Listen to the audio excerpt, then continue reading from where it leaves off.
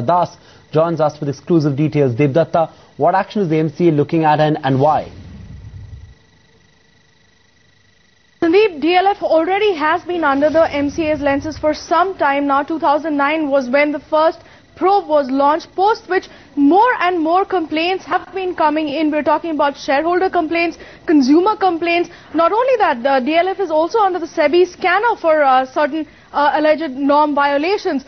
So DLF also on its way has been writing to the MCA to drop the charges, drop the probe as far as company law violations are concerned. But as of yesterday, there has been a probe order, a fresh probe order under section 209, which is a technical scrutiny into the books of accounts of the company. Because from what my sources are being telling me, there are complaints from shareholders ranging from cooking of books and various anomalies within the books of accounts, which could turn out to be rather serious. Also, what could be a lot of dent for the company is that it is already under the CCI's probe. They are fighting it out at the Competition Appellate Tribunal as far as their over 600 crore penalty that has been levied on them by the CCI is concerned. So definitely this could be coming in as some kind of a shocker, because it's a fresh probe, and this probe has been given a deadline of at least a month to 2 months within which the RD, the regional directors, will have to submit the report.